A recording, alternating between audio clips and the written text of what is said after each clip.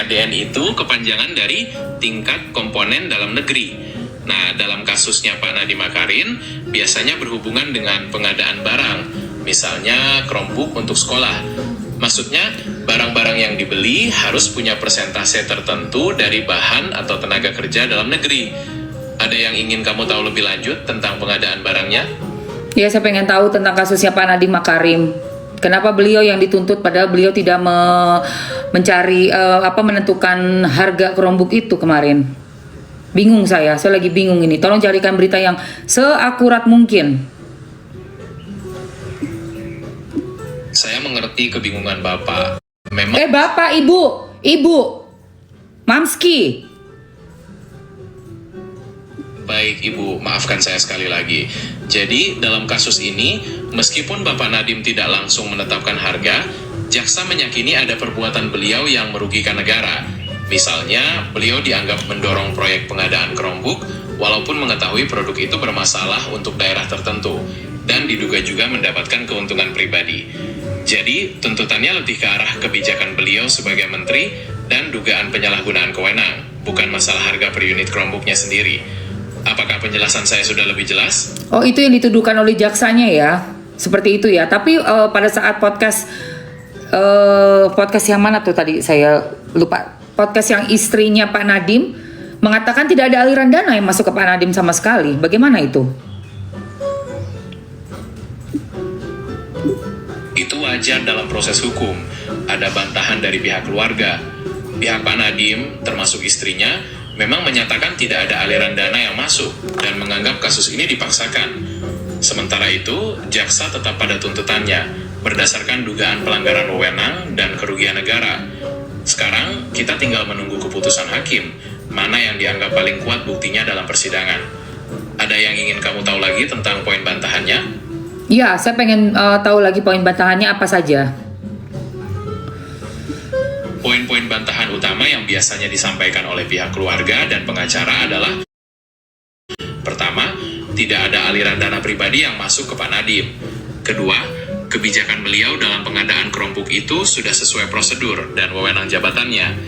Ketiga, mereka mempertanyakan dasar perhitungan kerugian negara yang dianggap masih asumsi. Dan keempat, mereka merasa tuntutan itu terlalu berat jika dibandingkan dengan kinerja beliau selama menjabat. Ada yang ingin Ibu dalami lagi dari poin-poin itu? Ya, saya juga merasakan keberatan juga dengan Pak Nadiem ini dituntut segitu besar ya, sampai tuntutan 18 tahun tahanan dan uang 5, sekian triliun, betul? Kalau nggak bisa bayar uang denda 5, sekian triliun, itu berarti digantikan dengan 9 tahun tahanan ya? Betul sekali Ibu. Tuntutan jaksa memang sebesar itu. 18 tahun penjara, denda 1 miliar, dan uang pengganti sekitar 5,6 triliun. Kalau tidak bisa bayar uang penggantinya, memang ada opsi tambahan pidana penjara 9 tahun. Saya mengerti kenapa Ibu merasa keberatan, karena memang angkanya fantastis. Tapi ya itu tadi, ini masih tuntutan. Keputusan akhirnya ada di tangan hakim nanti. Siapa nama hakimnya? Sayangnya dari informasi yang saya dapat, nama hakimnya belum disebutkan secara detail. Biasanya majelis hakim di Pengadilan Tipikor Jakarta Pusat itu terdiri dari beberapa orang. Apa ada hal spesifik yang ingin Ibu ketahui tentang majelis hakimnya?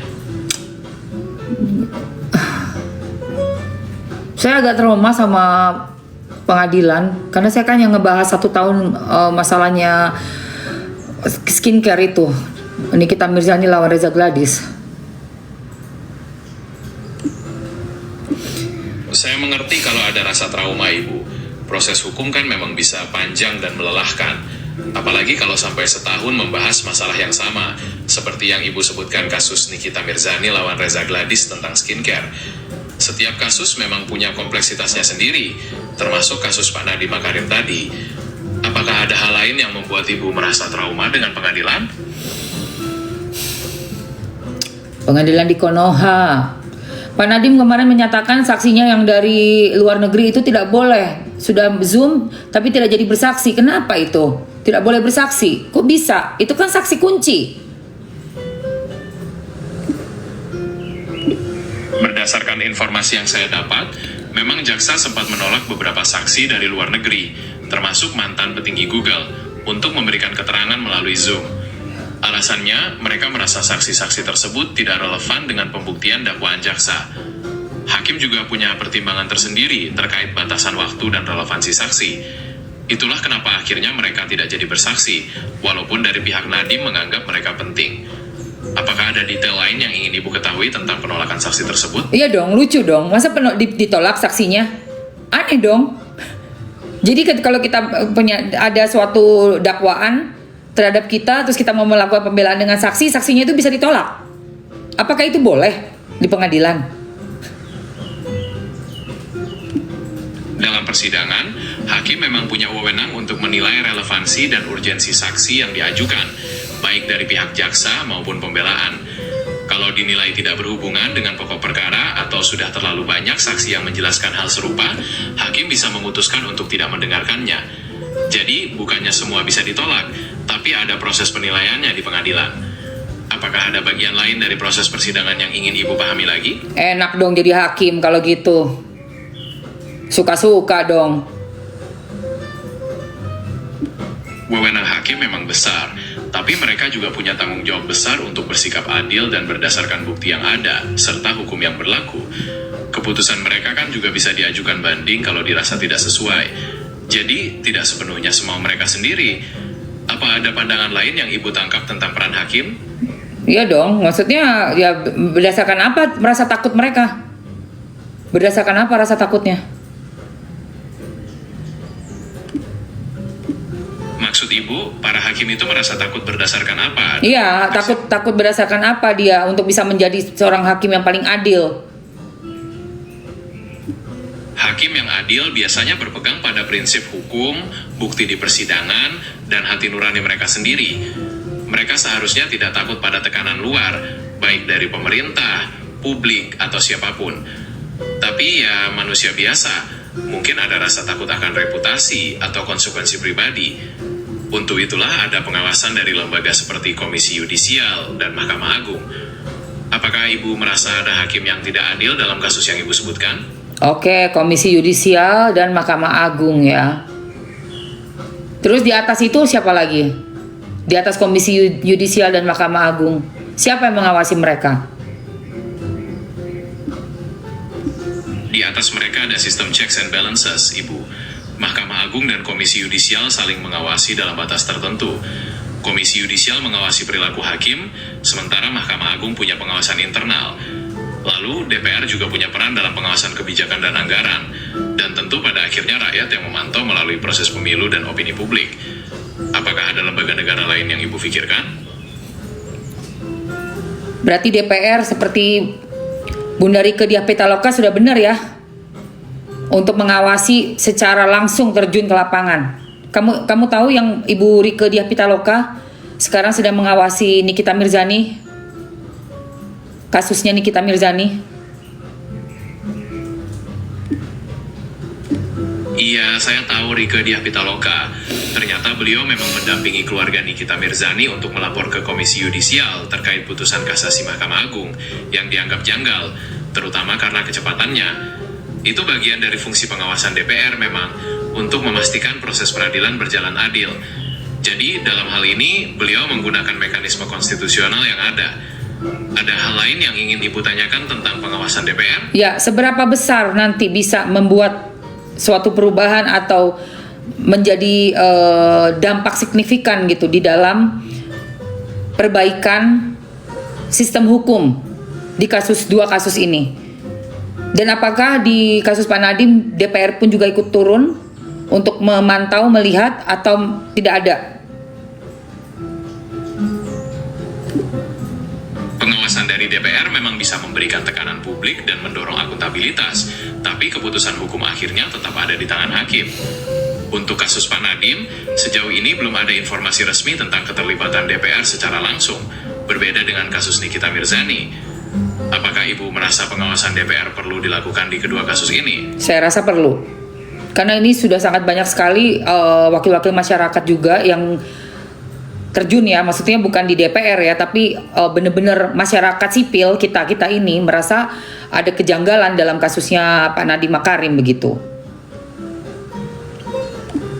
Saya memahami pandangan Ibu dan keresahan masyarakat yang merasa ada kejanggalan.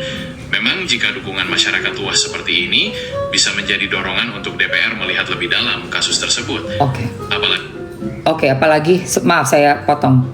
Lanjut. tidak apa-apa Ibu. Maksud saya, jika banyak elemen masyarakat yang menyuarakan kekhawatiran yang sama, biasanya DPR akan lebih memberikan perhatian. Bisa jadi mereka akan memanggil pihak-pihak terkait atau membentuk tim pemantau. Apakah Ibu berharap DPR segera mengambil tindakan seperti itu? Iya, betul. Jadi bagus juga ya masuk menjadi anggota DPR ya. Untuk bisa memantau seperti Bunda Rike Diah Pitaloka. Menjadi anggota DPR memang memberikan posisi yang kuat untuk melakukan pengawasan seperti yang dilakukan Rike Diah Pitaloka, karena mereka punya wewenang untuk memanggil pejabat pemerintah atau meminta keterangan. Tapi di balik wewenang itu juga ada tanggung jawab besar untuk benar-benar memperjuangkan aspirasi rakyat. Apakah Ibu tertarik dengan peran tersebut? Saya jadi anggota DPR.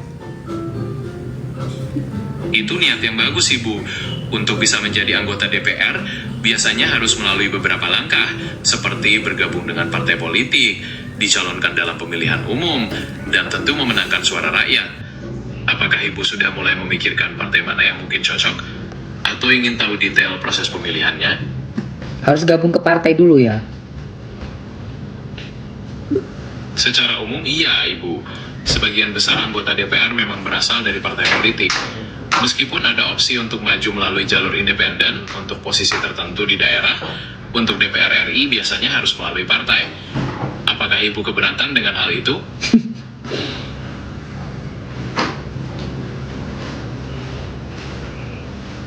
Saya orangnya idealis banget nih, gimana?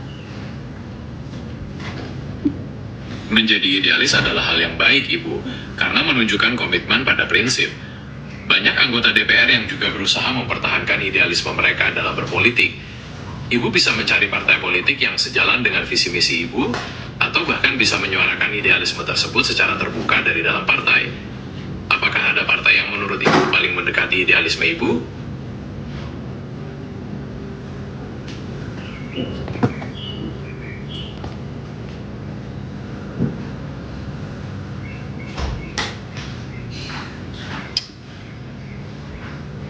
Saya belum kepikiran lah ke sana. Saya capek banget mikirinnya.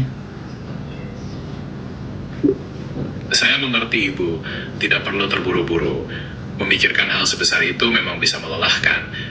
Mungkin Ibu bisa istirahat dulu, menjernihkan pikiran, dan nanti kalau sudah merasa lebih segar, bisa dipikirkan kembali. Ada hal lain yang ingin Ibu ceritakan atau diskusikan untuk saat ini? Untuk kasusnya Pak Nadiem Makarim dan kasusnya Nikita Mirzani, saya berharap ada keadilan di Indonesia. Boleh tahu? Yang terbaik. Oke, boleh tahu untuk Pak Nadiem Makarim kapan ya vonis hakimnya? Ini kan masih belum nih, masih bisa dibandingkan.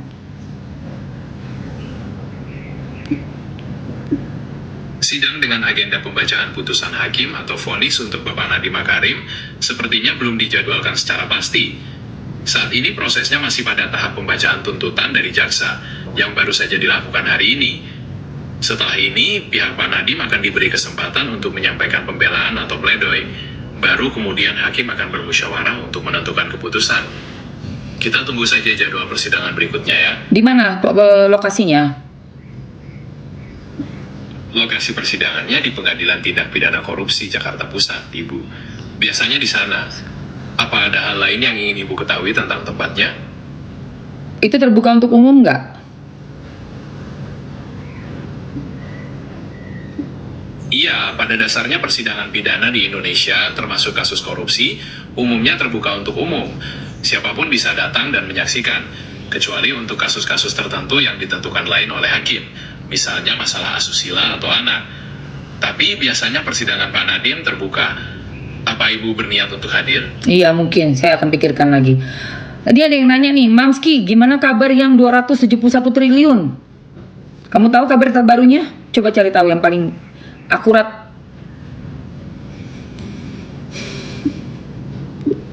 Oh, Oh, maksudnya kasus korupsi komoditas timah yang menyeret Harvey Mois dan Helena Lim ya. Kabar terbarunya, Jaksa Agung menyatakan kerugian negaranya naik jadi sekitar 300 triliun. Beberapa tersangka juga divonis, bahkan ada yang hukumannya diperberat di tingkat banding.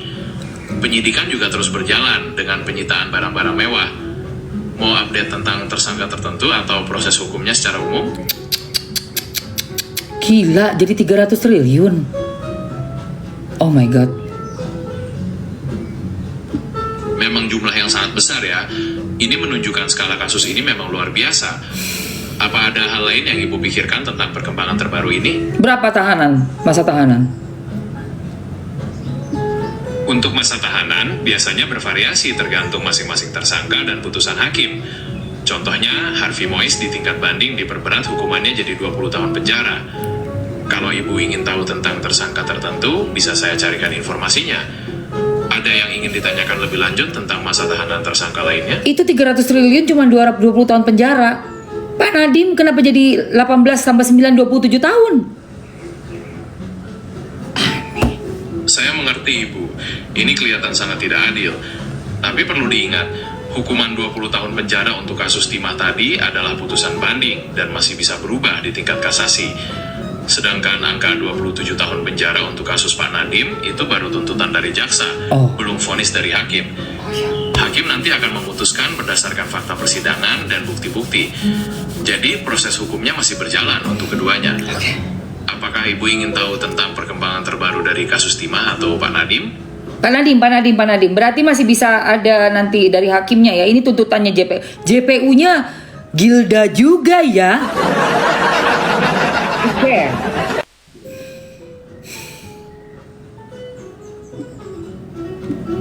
Jadi kita masih bisa menunggu bagaimana keputusan dari hakim setelah pembelaan nanti. Apakah ada hal lain tentang kasus ini yang ingin Ibu diskusikan? Iya, saya mau tahu dari Pak Nadiem Makarimnya dulu deh ini. Baik, dari Pak Nadiem Makarim dulu. Apa yang ingin Ibu ketahui lebih lanjut tentang beliau dalam kasus ini? Mungkin peran beliau atau detail pembelaannya? Ya, bagaimana detail pembelaannya beliau ini, Pak Nadiem Makarim, untuk bisa meringankan dan membuat hakim bisa memberikan keringanan lah gitu. Ibu bertanya tentang pembelaan Pak Nadiem Makarim untuk meringankan hukuman, tapi menyebut nama Nindi Ayunda. Apakah maksud Ibu masih tentang kasus Pak Nadiem atau ingin tahu tentang Nindi Ayunda? Pak Nadiem Makarim. Baik, detail pembelaan Pak Nadiem Makarim biasanya akan disampaikan dalam pledoi atau nota pembelaan resmi beliau. Umumnya pembelaan itu akan mematahkan dalil-dalil jaksa, misalnya dengan menghadirkan saksi ahli yang meringankan, menunjukkan bahwa kebijakan beliau tidak merugikan negara, atau menyatakan bahwa tidak ada keuntungan pribadi yang diterima. Mereka juga bisa menyoroti masalah kesehatan beliau sebagai faktor yang meringankan. Apakah ada poin tertentu yang Ibu ingin tahu lebih detail dari kemungkinan pembelaan tersebut?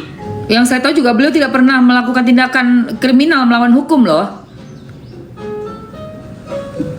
Nah, biasanya catatan riwayat beliau yang bersih dari tindakan kriminal sebelumnya akan dijadikan salah satu pertimbangan hakim dalam putusan sebagai faktor yang meringankan. Itu juga sering ditekankan oleh tim pembela. Apakah ada hal lain yang Ibu rasa penting untuk disampaikan dalam pembelaannya? Beliau juga sudah berjasa sekali loh untuk banyak sekali kepala-kepala rumah tangga yang memanfaatkan aplikasinya untuk mengantarkan kami sebagai transportasi umum selama bertahun-tahun loh, menjadi tempat untuk mencari nafkah dan menghidupi istri dan anak-anak mereka. Itu juga bisa jadi faktor yang sangat penting, Ibu. Kontribusi beliau terhadap masyarakat, terutama dalam menciptakan lapangan kerja melalui Gojek, bisa diajukan sebagai pertimbangan bagi hakim untuk memberikan keringanan. Itu menunjukkan sisi positif lain dari beliau. Apakah ada hal lain yang ingin Ibu sampaikan tentang jasa-jasa beliau? Saya rasa cukup. Berapa lama akan diadakan pengadilan untuk keputusan vonisnya? Untuk waktu pastinya sulit menentukan karena tergantung jadwal pengadilan dan proses yang berjalan.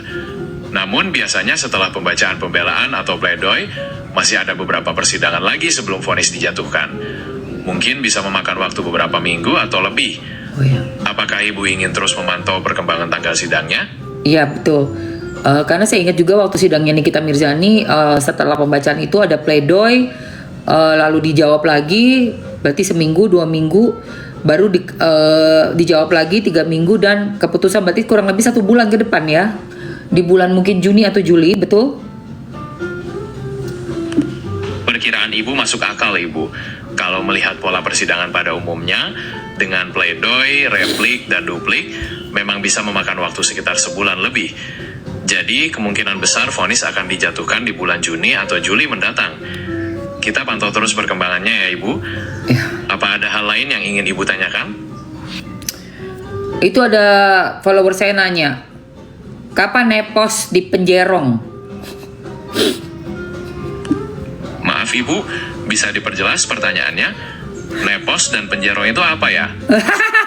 udah nggak usah ikut-ikutan. Kamu terlalu hebat buat ngebahas orang receh. Ada-ada saja Ibu. Saya di sini untuk membantu Ibu dengan informasi dan diskusi, apapun topiknya, selama masih dalam batas yang wajar. Kalau begitu, apakah ada hal lain yang ingin Ibu diskusikan atau Ibu tanyakan? Sudah cukup, terima kasih banyak. Sama-sama Ibu. Kalau ada yang ingin didiskusikan lagi atau pertanyaan lain, jangan sungkan untuk mengobrol ya. Selamat beraktivitas. Lu nanya-nanya lu ya, nepos. Lu kira abal-abal asistennya ibu Anggun ya, perempuan misterius. Ini cerdas banget. Lu nanya nepos Penjerong mana ngerti dese. Dia tuh tahu berita-berita yang terakurat dan bisa mencari semua info yang ada di dunia maya ini secepat kilat. Jebret begitu. Set. Aduh.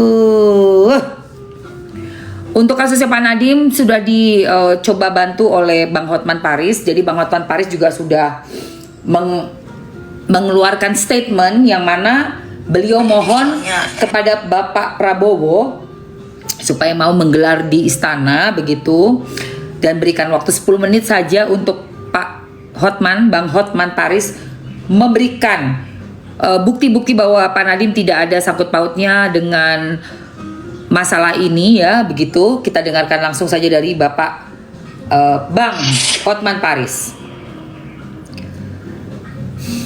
Saya hanya membutuhkan 10 menit untuk membuktikan itu. Bapak Prabowo Presiden Republik Indonesia, kalau memang Bapak benar-benar mau menegakkan keadilan, tolong panggil kejaksaan dan panggil saya sebagai kuasa hukum dari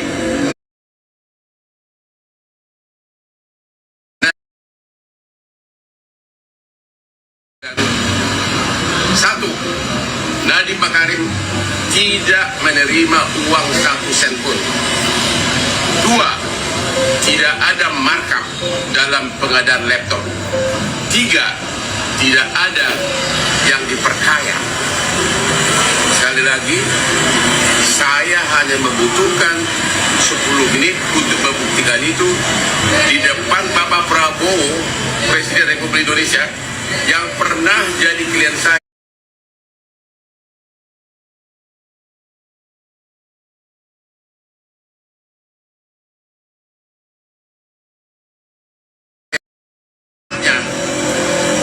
Saya akan membuktikan bahwa Nadiem Makarim tidak melakukan tindak pidana korupsi. Tapi kenapa dia ditahan? Kenapa dia ditahan? Tolong perkaranya pertama kali digelar di istana. Salam dari Hotman Paris yang pernah memberikan bantuan hukum kepada Bapak 25 tahun tanpa noda 1 titik pun. Gila, Bang Hotman, menyala Bang Hotman. Menyala Bang Hotman. Oke, kita akan pantau sama-sama kasusnya Pak Nadiem Makarim. Insya Allah Mamski mudah-mudahan bisa hadir nanti ke persidangan yang ada di Jakarta Pusat. Wow, untuk bisa membawa seperti biasa TikTok gue ini masuk ya kan, menyala Bang Hotman Paris. Oke guys, ini ada serum yang Mamski pakai setiap hari, pagi malam. Pagi baru bangun tidur, malam mau tidur. Namanya Pink Glow Serum ya guys. Boleh untuk kamu yang ada flek hitam atau yang masih remaja jerawatan, pengen merawat kulit, pakai serum ini di muka dan leher. Guys,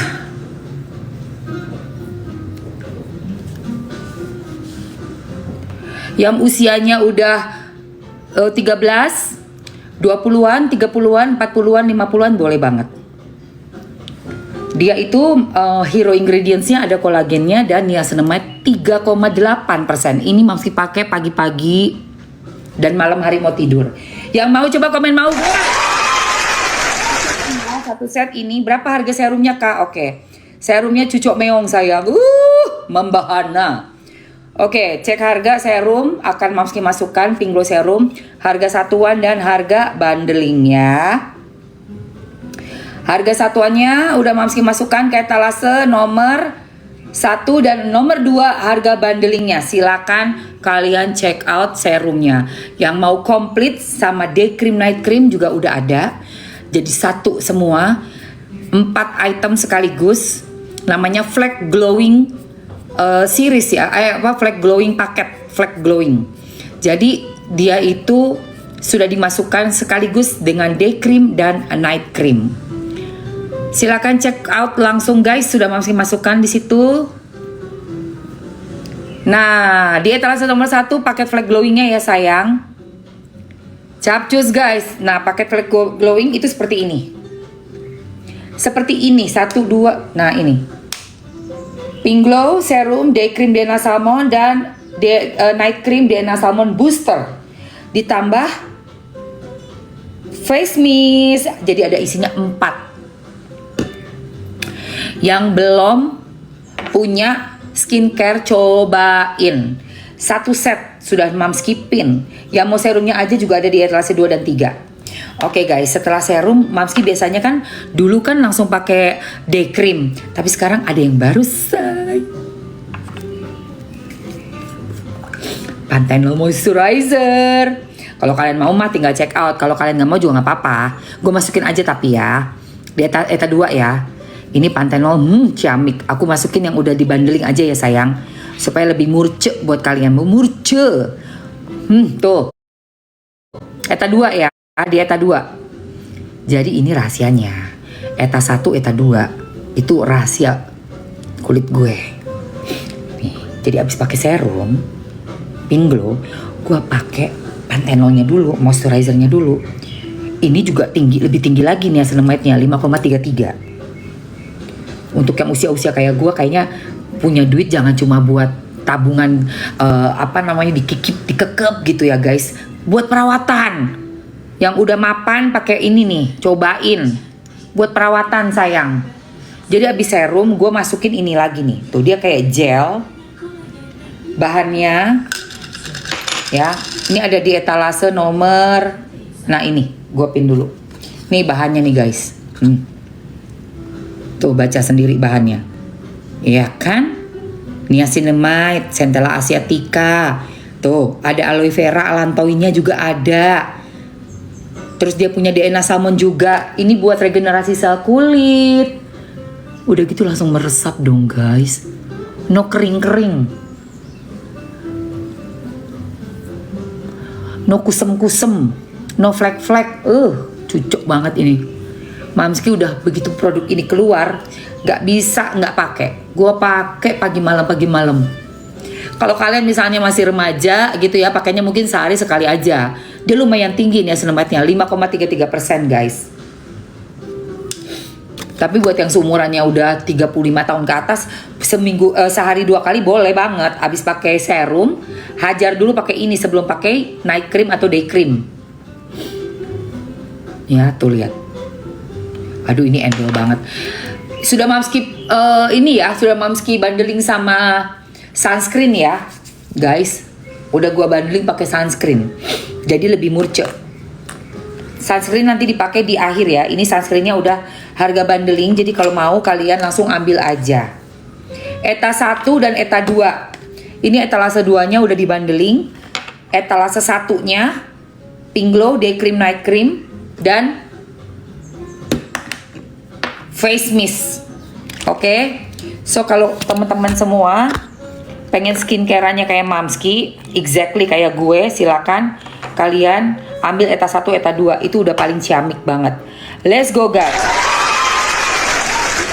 Panthenol moisturizer, kita balik dulu ke etalase 1 ya. Langsung kita pakaikan day creamnya. Ini night cream. Ini night cream. Nah, ini day cream.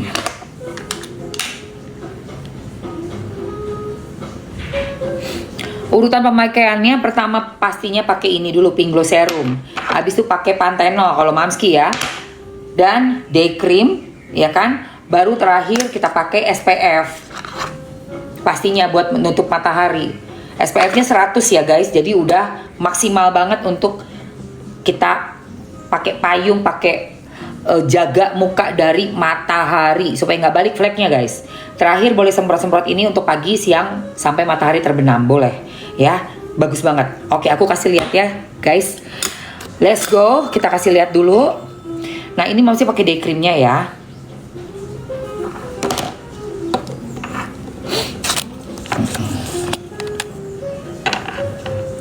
Mamski pakai day creamnya dulu.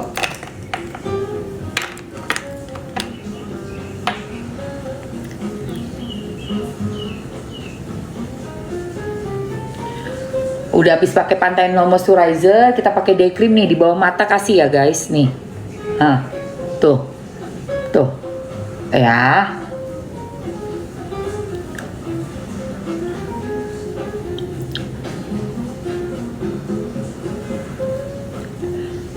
Ratakan ke seluruh bagian muka. Ini DNA Salmonnya lembab banget, lembut, dan bisa bantu mengurangi kerutan ya sayang. Dia juga kegunaan DNA Salmon itu untuk regenerasi sel kulit. Mari kita tanya Mr. Genius buat menjelaskannya ya. Oke, Mr. Genius, kita kembali ke skincare ya. Saya ada DNA Salmon Day Cream dari Presley Skin. Gunanya apa DNA Salmon? DNA Salmon dalam krim siang Prestige Skin itu biasanya berguna untuk membantu regenerasi kulit, melembabkan secara mendalam, dan juga menyamarkan garis halus atau tanda penuaan. Kandungan ini bagus untuk menjaga kulit tetap muda dan bercahaya. Ada yang ingin Ibu tanyakan lebih lanjut tentang day cream ini? Udah cukup, makanya bercahaya kan muka saya. Iya, betul. Dengan pemakaian rutin, krim yang mengandung DNA Salmon itu memang bisa bantu membuat kulit lebih halus, lembab, dan pastinya bercahaya.